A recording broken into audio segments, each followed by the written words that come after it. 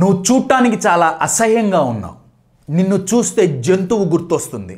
నువ్వు మా పక్కన కూర్చోవద్దు. నువ్వు మాతో తిరిగితే జనాలు మమ్మల్ని చూసి నవ్వుతున్నారు. నువ్వు మాతో ఫోటోలు దిగద్దు. నిన్ను చూస్తే ఒక జీబ్రా లాగా ఉన్నావు. చాలా చాలా అగ్లీగా ఉన్నావు. ఇవన్నీ 4 సంవత్సరాల వయసులో ఉన్న ఒక అమ్మాయికి తన చుట్టూ ఉండే జనాలు చేసిన కామెంట్స్, బుల్లియింగ్. ఆ అమ్మాయి ఎక్కడికి పోయినా ఆ అమ్మాయికి వచ్చిన కామెంట్స్, ఆ అమ్మాయి విన్న కామెంట్స్ ఇవే. దగ్గర 4 నుంచి 15 సంవత్సరాల వయసు వరకు, దగ్గర 11-12 ఏళ్ళు ఆ అమ్మాయి బుల్లియింగ్, ఈ కామెంట్స్తో, ఇన్ఫీరియారిటీ అనే ఒక సైకలాజికల్ ఇష్యూతో బాధపడింది. ఎక్కడికి పోయినా ఇదే గొడవ. ఎందుకు ఆ అమ్మాయిని చూసి ఎందుకు జనాలు ఇట్లా కామెంట్ చేశారు? ఎందుకంటే ఈ ఫోటో చూడండి, మీకే అర్థమవుతుంది. ఇప్పుడు ఆ అమ్మాయి బాడీ మీద ఉండే ఆ వైట్ కలర్ ప్యాచెస్ అన్నీ అదేదో పెయింటింగ్ కాదండి. ఆ అమ్మాయికి రేరెస్ట్ ఇమ్యూన్ సిస్టమ్ డిజార్డర్ ఒకటి వచ్చింది. దాని పేరే విటిలైగో, VITILIGO. కొన్ని ప్రాంతాల్లో విటిలిగో అని కూడా అంటారు. ఇదేదో సోరియాసిస్ అట్లాంటిది కాదు, దీనికి మందు లేదు. ఇది వచ్చిన వాళ్ళకి బాడీ అంతా ఇట్లా వైట్ ప్యాచెస్ వచ్చేస్తాయి. ఇది చూసి జనాలు ఈ అమ్మాయిని కామెంట్ చేసేవాళ్ళు. ఆ కామెంట్లు తట్టుకోలేక 2 నెలలకు ఒక స్కూలు, 3 నెలలకు ఒక స్కూలు, రాష్ట్రాలు మారింది, దేశాలు మారింది, కానీ ఎక్కడికి పోయినా జనాలు చేసిన కామెంట్స్ ఇదే. 15-16 ఏళ్ళు వచ్చేటప్పటికి ఆ అమ్మాయికి తన మీద తనకు అసహ్యం కలిగింది. ఏంటి నేను ఇట్లున్నా? నేను ఎక్కడికి పోయినా నన్ను ఎవరు యాక్సెప్ట్ చేయరా? నా బతికింతేనా? ఇంకా ఎక్కడికి పోయినా ఈ కామెంట్లు వింటమేనా? ఈ బుల్లింగ్ తట్టుకోవటమేనా? ఈ క్రిటిసిజం తీసుకోవటమేనా?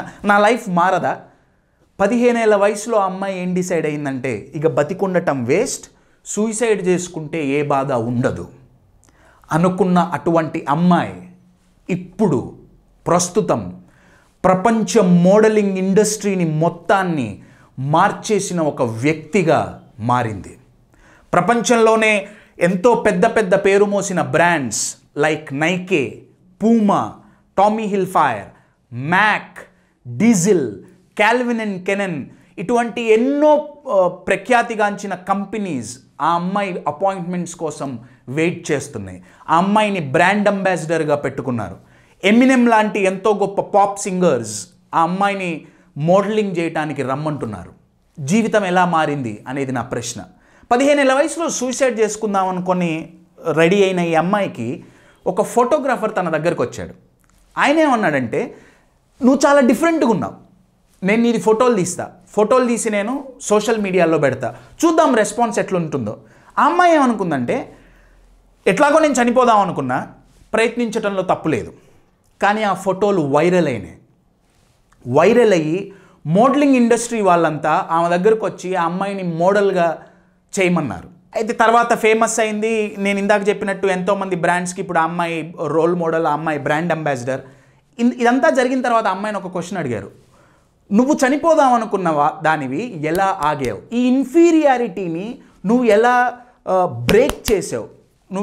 నిన్ను నువ్వు మోటివేట్ చేసుకున్నావు? ఆ అమ్మాయి చెప్పింది ఏంటంటే, మనమందరం ఏమనుకుంటాం, యూనిక్గా ఉండాలి, చాలా డిఫరెంట్గా ఉండాలి, అట్లుంటానికి క్రికెటర్స్ హెయిర్ స్టైల్స్ కాపీ కొడుతున్నాం, డ్రెస్సింగ్ మార్చుకుంటున్నాం, పైనుంచి కింద వరకు అన్నీ మార్చుకుంటున్నాం. ఆ అమ్మాయి ఏమందంటే, నేను పుట్టడమే డిఫరెంట్గా పుట్టా, నన్ను చూస్తే చాలా డిఫరెంట్గా ఉన్నా, జనాలు ఏమంటున్నారు, నువ్వు అబ్నార్మల్గా ఉన్నావు అంటున్నారు.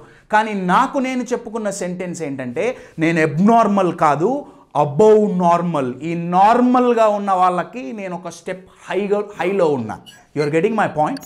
దిస్ వన్ సెంటెన్స్ మన ఇన్ఫీరియారిటీని తీసేయగలుగుతుంది.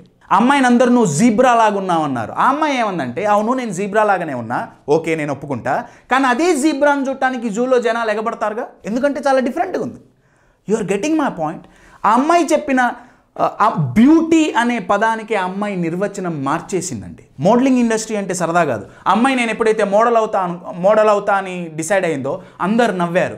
నువ్వా మోడలా, ఎట్లా అవుతావు? ఎందుకంటే మోడలింగ్ ఇండస్ట్రీలో చాలా అందంగా ఉండాలి, ఈ అమ్మాయి చూస్తేనేమో ఇట్లుంది. You are getting my point? ఆ అమ్మాయిని అడిగారు, ఇన్ని లక్షల మంది నిన్ను ఎలా యాక్సెప్ట్ చేస్తున్నారు ఇప్పుడు? ఆ అమ్మాయి చెప్పిన ఆన్సర్ ఏంటంటే, వాళ్ళు యాక్సెప్ట్ చేయటం కంటే ముందు నన్ను నేను యాక్సెప్ట్ చేసుకున్నా. నాలో ఉన్న డిఫరెన్సెసే నా uniqueness. You are getting my point?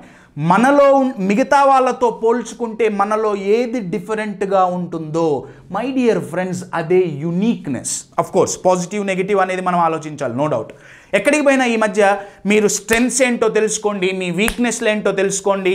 Me strengths మీదే మీరు ఫోకస్ చేయండి, వీక్నెస్ల మీద ఫోకస్ చేయొద్దు, మీ వీక్నెస్లు తగ్గించుకోండి. My dear friends, it's nonsense. Winnie హెయిర్లోకి తన బాడీ కండిషన్ వీక్నెస్గా కన్సిడర్ చేసుకుంది 16 ఏళ్ల వయసు వరకు. కానీ తను ఏదైతే వీక్నెస్ అనుకుందో ఇప్పుడు అదే అతిపెద్ద స్ట్రెంగ్త్గా మారింది. ఒక పెద్ద మోడల్గా అమ్మాయిని మార్చింది. ఇన్ఫీరియారిటీని తీసేయాలి అంటే ఈ స్ట్రెంగ్స్ వీక్నెస్ బిజినెస్ ఆపేయాలండి. మనలో ఉన్న క్వాలిటీస్ ఏంటి? ఒక సిచ్యువేషన్లో మనలో ఉన్న క్వాలిటీ మనకి స్ట్రెంగ్త్గా ఉపయోగపడుతుంది, ప్రాబబ్లీ ఇంకొక సిచ్యువేషన్లో అది వీక్నెస్గా కనపడవచ్చు. వినీ హెయిర్లో దాంట్లో జరిగింది అదే. ఆమె ఏదైతే వీక్నెస్ అనుకుందో కానీ ఇప్పుడు అదే స్ట్రెంగ్త్ అయింది. My dear friends, strengths weakness మర్చిపోండి. మీలో ఉన్న క్వాలిటీస్ ఏంటి? ఇప్పుడు లవ్ ఫెయిల్యూర్ అనేది ఒక పెద్ద ఎపిడమిక్గా మారింది. నా దృష్టిలో ప్రపంచంలో అతి భయంకరమైన అతి పెద్ద లవ్ ఫెయిల్యూర్ ఏంటంటే మనల్ని మనం లవ్ చేసుకోకపోవటమే, మనకు మనం రెస్పెక్ట్ ఇచ్చుకోకపోవటమే చాలా చాలా తీవ్రమైన లవ్ ఫెయిల్యూర్. వినీ హెయిర్లో లైఫ్ మనకి నేర్పించేది ఏంటంటే ఫస్ట్ మనల్ని మనం యాక్సెప్ట్ చేసుకోవాలి, అప్పుడే ప్రపంచం మనల్ని యాక్సెప్ట్ చేస్తుంది. I'll give you an example. మీకు స్పోర్ట్స్లో కానీ ఇంకో చోటైనా ఎవరో ఒక రోల్ మోడల్ ఉంటారు కదండి, ఫ్యాన్స్ అంటాం కదా. పలానా వ్యక్తికి మనం ఫ్యాన్. ఒక స్పోర్ట్స్ స్టార్ అనుకుందాం, ఒక క్రికెటర్ అనుకుందాం, మీరు ఆయనకు ఫ్యాన్. ఆయన ఆ రోజు స్కోర్ చేయకపోతే జనాలు కామెంట్ చేస్తారుగా, డక్అవుట్ అయ్యాడు, 10 రన్లు ఎగొట్టాడు, 15 రన్లు ఎగొట్టాడు, మంచి గొట్టల. అప్పుడు మనం ఏం చేస్తాం? మనం డిఫెండ్ చేస్తాం. మనం ఏమంటే కాదు అంతకుముందు చాలా కొట్టాడు, ఇవాళ ఒక్కరోజు ఏదో కొట్టలే, ఇవాళ ఒక్కరోజు ఏదో ఫెయిల్ అయ్యాడు. మనం అభిమానించిన వ్యక్తిని మనం అంత డిఫెండ్ చేస్తున్నామే, ప్రపంచమంతా కామెంట్ చేసినా మనం డిఫెండ్ చేస్తున్నామే. మరి మనకి మనం ఎందుకు డిఫెండ్ చేసుకోం? అవతల వాళ్ళు కామెంట్ చేస్తే మనం ఎందుకు డిమోటివేట్ అవుతున్నాం?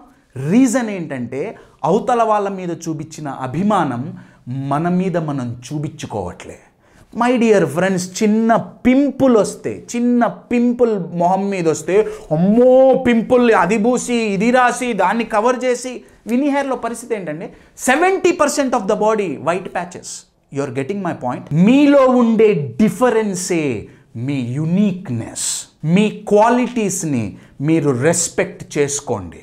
ఎప్పుడైతే మీ క్వాలిటీస్కి మీరు రెస్పెక్ట్ ఇస్తారో ఇన్ఫీరియారిటీ అనేది మాయమైపోతుంది. బయట వాళ్ళు ఎంత క్రిటిసైజ్ చేసినా, ఎంత బుల్లీ చేసినా, ఎన్ని కామెంట్లు చేసినా, మీ క్వాలిటీస్ కనుక మీరు రెస్పెక్ట్ ఇచ్చుకుంటే ఆ బయట వచ్చే కామెంట్స్, క్రిటిసిజం మిమ్మల్ని డీమోటివేట్ చేయలేవు.